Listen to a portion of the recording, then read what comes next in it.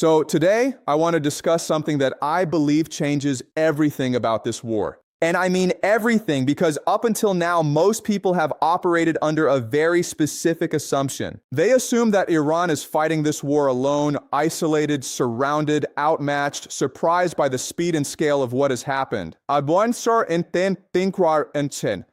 that assumption is now completely outdated, completely wrong. Because Iran is no longer alone. Yemen has just entered this war, and not symbolically, not politically, not with statements of solidarity or diplomatic gestures. Militarily, the Houthi movement, which effectively controls the most strategic parts of Yemen, has launched one of the largest attacks in their history. And this changes the entire geometry of the conflict. Let me explain why this matters so much. Yemen sits on one of the most important maritime choke points in the entire world, the Bab el-Mandeb Strait. Der Strands. That narrow passage between the Arabian Peninsula and the Horn of Africa, through which a massive portion of global trade flows every single day. Tankers carrying oil, container ships carrying manufactured goods, bulk carriers carrying food and raw materials. And what the Houthis are now demonstrating is very simple. They can threaten to shut it down. Not necessarily close it completely forever, but disrupt it enough that insurance rates skyrocket.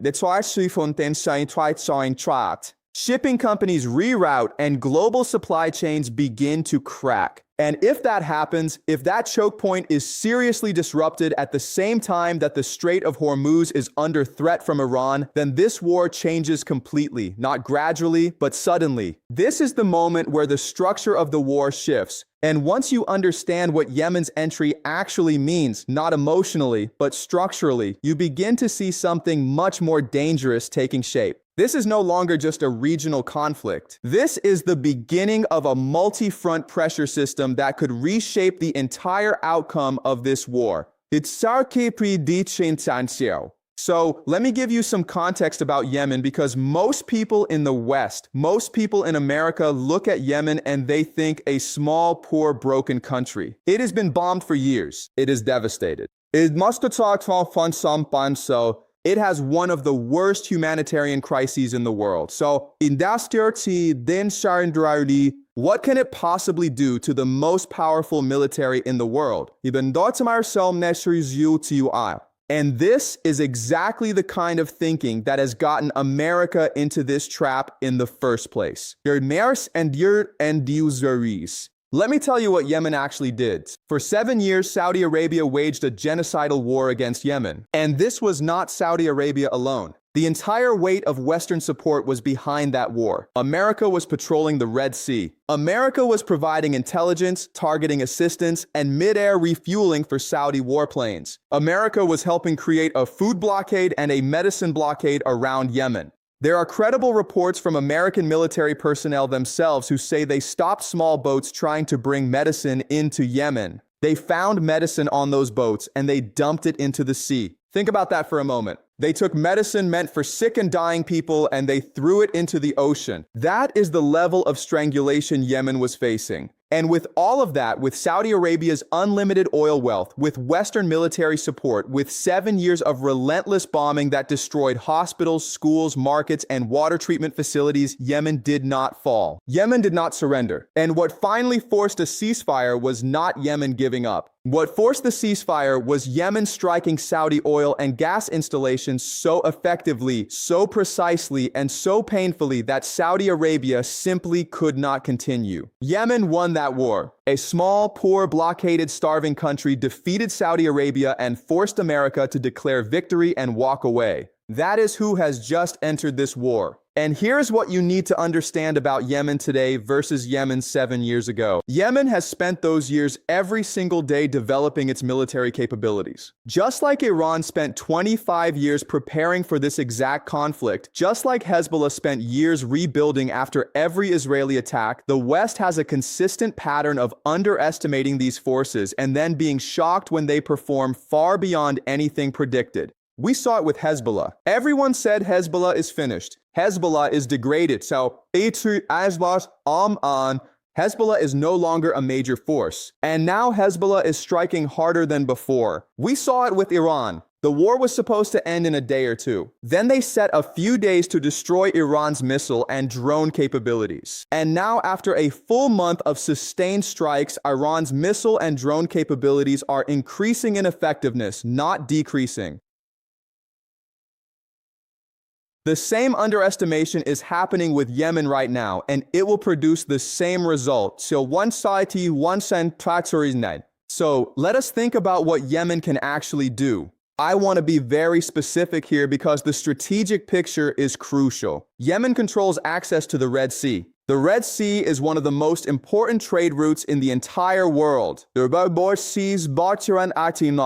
Approximately 12 to 15% of all global trade passes through it. If Yemen closes the Red Sea, and it has the demonstrated capability to do this through anti-ship missiles, naval mines, drones, and fast attack boats, then you do not just have the Strait of Hormuz being threatened by Iran. You now have two critical choke points of global trade under threat simultaneously. The Strait of Hormuz in the east, the Red Sea in the west, two choke points, two fronts, one trap. But it goes even further than trade routes. Yemen can strike Saudi oil installations directly. It has done this before very effectively with drones and cruise missiles that got through American and Saudi air defenses. And if Yemen strikes those installations again, Saudi oil exports stop.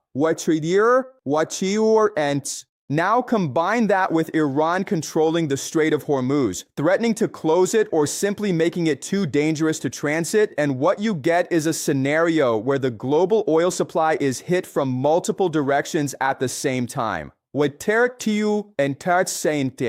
are already hearing from serious financial analysts that oil at $150 a barrel is possible if this continues. Some are saying $200. Think about what that means for the global economy. Think about what that means for America. An economy propped up by cheap energy and Gulf state investment. When energy is no longer cheap and Gulf states are no longer stable, that entire system comes under enormous stress. And then there is one more dimension to Yemen's role that almost nobody is discussing. Yemen could enter Saudi Arabia from the southwest. Yemen shares a long, porous border with Saudi Arabia. And Saudi Arabia, let me be very direct about this, cannot fight. 7 years of war against Yemen proved this conclusively. Despite its enormous wealth, despite its American weapons, despite complete air superiority, Saudi Arabia could not defeat a blockaded, starving country. Its military was humiliated repeatedly. Its cities were hit. So, its answer and dent. Its economy was damaged. And now with Iraqi resistance forces threatening from the north, with Iran threatening from the east across the Persian Gulf, and with Yemen threatening from the south, the entire Arabian Peninsula is in play. Think about this carefully because it gets to the heart of what a multi-front trap means strategically. If America is fighting Iran in the Persian Gulf and Yemen is threatening the Red Sea and Iraq's resistance forces are striking American bases, which they already are doing on a near daily basis, how many fronts can even the most powerful military in the world fight at the same time? Where does America send its interceptor missiles? It has a limited number of interceptors. We already know this from public statements and from the math of previous conflicts. We have already discussed how a single Iranian ballistic missile is being targeted by 11 American interceptors, all of which have been missing according to multiple reports. Interceptors cost between $3 and $10 million each. Iran's missiles cost far less. Iran's drones cost around $50,000. Yemen's weapons are similarly cheap. And now you have Yemen firing from the west, Iran firing from the east, Iraqi resistance firing from the north. Every missile America fires at Yemen is a missile it cannot fire at Iran. Every interceptor used in the Red Sea is an interceptor missing from the Persian Gulf. Every dollar spent on multiple fronts accelerates the financial unsustainability of this entire war. This is the trap, and America walked right into it.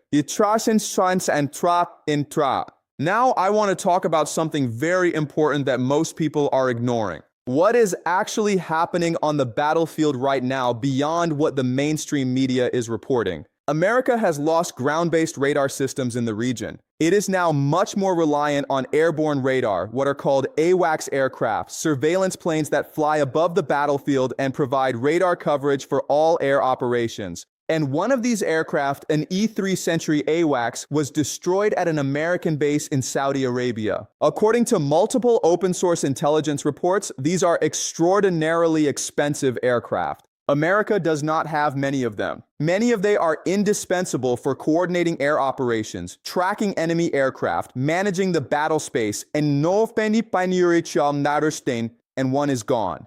In taxi tretin chas en trans. Also, aerial tanker aircraft, the KC-135s that refuel American fighter jets in mid-air, several have been destroyed or damaged. Why does this matter? Because American aircraft are maintaining a safe distance from Iranian air defenses. They cannot conduct sustained bombing campaigns without refueling in the air. Lose tanker aircraft and you lose the ability to sustain air campaigns at range, which entrance. These are not small tactical losses. These are strategic losses that reduce American operational capacity in ways that cannot be quickly replaced. And here is the deeper problem. America's military-industrial complex is designed to produce very expensive weapon systems slowly over many years. It is not designed to rapidly replace losses in a real war. The F-35 took 26 years to develop. You cannot replace F-35s quickly. The Gerald Ford aircraft carrier cost $13 billion and took years to build. Iran, on the other hand, is producing drones in dispersed, decentralized factories across the country. You cannot destroy them all, and they cost $50,000 each. The mathematics of this exchange are devastating for America over time. Then sure, and some. And now Yemen adds another layer of drain on American resources and interceptor stockpiles. Let us address the ground troop question directly because this is being discussed seriously in strategic circles, and I want to give you an honest analysis. We know that thousands of American Marines are heading to the region. The Secretary of Defense has refused to rule out a ground invasion, and the United Arab Emirates has been making statements about claiming 3 Iranian islands in the Strait of Hormuz that Iran has controlled since 1971. So, is America planning a ground operation? And what would that actually mean? Let me give you the strategic reality. American ground forces could probably seize those islands initially. They could probably take certain coastal territory with overwhelming firepower. But here's the question nobody in American strategy seems to be asking seriously. What happens next? With and so Iran has been planning for a ground invasion for 25 years. Not months, not years, 25 years. They have underground military bases inside mountain ranges that America has not even located yet. The missile and drone strikes we have seen so far, as impressive as they have been, are coming from a specific group of underground bases near the coast.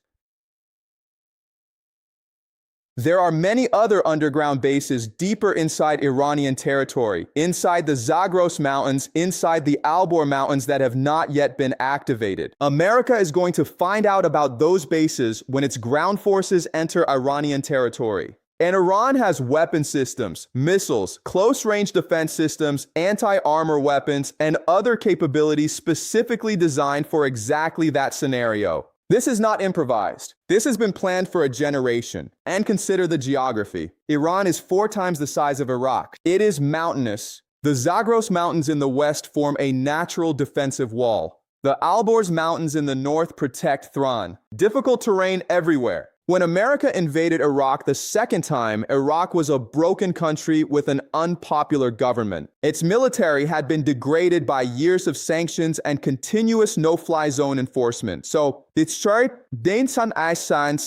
terrain was flat desert, and America still needed hundreds of thousands of troops, heavy armor, and the cooperation of every country in the region to do it. Iran is nothing like Iraq. There is simply no comparison. But here is the most dangerous dimension of the ground troop scenario.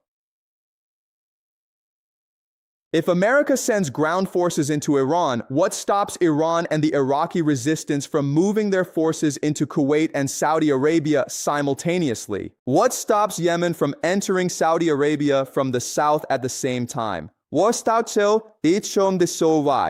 that happens, if Iran and Iraq push into Kuwait and northern Saudi Arabia and Yemen pushes in from the southwest, American forces in the Gulf could be flanked. The bases they are operating from could be threatened. The countries hosting those bases could collapse into chaos. And then where does America retreat to? This is the trap within the trap. Any escalation by America creates the conditions for a counter-escalation that threatens the entire American position in the Middle East, not just in Iran, but everywhere. Now, I want to talk about resilience because this is the most consistently misunderstood aspect of this war by Western analysts. The American argument goes something like this. We are killing Iranian leaders. We are bombing Iranian economic targets. We are creating hardship for the Iranian civilian population. Eventually, the pressure will force a collapse. Eventually, they will break. This argument reveals a fundamental misunderstanding of what is actually happening inside Iran. Let me tell you what is happening on the streets of Tehran right now. There is heavy bombing, carpet bombing on some nights, and the response of the Iranian people is to come out onto the streets in the millions, waving flags, chanting not in fear, not in despair, but in defiance. Women walking alone through Tehran at 1 in the morning. Gatherings in multiple neighborhoods simultaneously. People singing along to revolutionary music after a night of bombardment. This is not a population on the verge of collapse. This is a population that understands deeply existentially that this is a war for their survival. And this resilience has roots that go far deeper than politics. When Iran temporarily had no supreme leader for a full week during the early stages of the conflict, the country did not descend into chaos. The armed forces kept fighting. The government kept functioning. The people kept taking to the streets. A civilization of 3,000 years does not collapse because its leader is targeted. It adapts. It continues. It absorbs the blow and fights back. We saw this throughout Persian history. Alexander came and conquered, but Persian civilization absorbed him. Rome fought for 300 years and never won. The Mongols conquered and became Persian themselves. Every time Persian civilization absorbed the invader and continued, and Yemen has shown the same resilience. 7 years of genocidal war, a food and medicine blockade, and Yemen did not break. It came out of that war stronger than it entered it. The same dynamic is at work now. Every bomb that falls on Iranian or Yemen civilians does not weaken the resistance. It deepens it. It unifies it. It gives it more moral authority in the eyes of the world, and the world is watching. People across the world, including many in America itself, are rooting for Iran and Yemen in this war. This is extraordinary. This has never happened before in an American military conflict. Not in Vietnam, not in Iraq, not in Afghanistan. And it tells you everything about who is winning the narrative dimension of this war. Let me now connect all of this to the economic endgame, because this is where I believe the war will ultimately be decided. The Iranians understand something very clearly, and the Yemenis understand it too. Time is not on America's side. Every single minute that this war continues, the shortage of energy, of petrochemicals, of fertilizer grows. It does not grow linearly, it compounds. And there is a delay built into the global supply chain. Ships take weeks to reach their destinations. Commodities take more weeks to reach markets, which means the full economic pain of what is being created right now has not yet been felt. But it is coming, and when it arrives, it will arrive fast and hard. Think about what $200 oil means for ordinary Americans. Think about what fertilizer shortages mean for food prices globally. Think about what liquefied natural gas shortages mean for Europe heading into winter. Think about what all of this does to the political position of any American president. A leader who has staked everything on economic performance, whose political scoreboard is the stock market and consumer confidence. In precio, din sans, in tak names. The moment that scoreboard goes deep into the red because of an unpopular war that a majority of Americans oppose, the political will for this war collapses. And this is Iran's strategy. This is Yemen's strategy. They are not trying to defeat America militarily in a single decisive battle. They know that is impossible. They are making the cost of continuing this war economically and politically impossible to sustain. They are following a strategy as old as warfare itself. Bleed the empire, make staying more expensive than leaving, and then wait for the empire to make the rational choice. Iran's demands when a settlement eventually comes will be firm. American military bases in the Gulf cannot continue to serve as platforms for attacking Iran. Iran's allies, Yemen, Lebanon, the Palestinian people, Iraq must be included in any settlement. The economic sanctions that have strangled Iran for decades must end permanently. These are not unreasonable demands from a civilization that has just survived an existential assault. They are the minimum conditions for a stable Middle East going forward.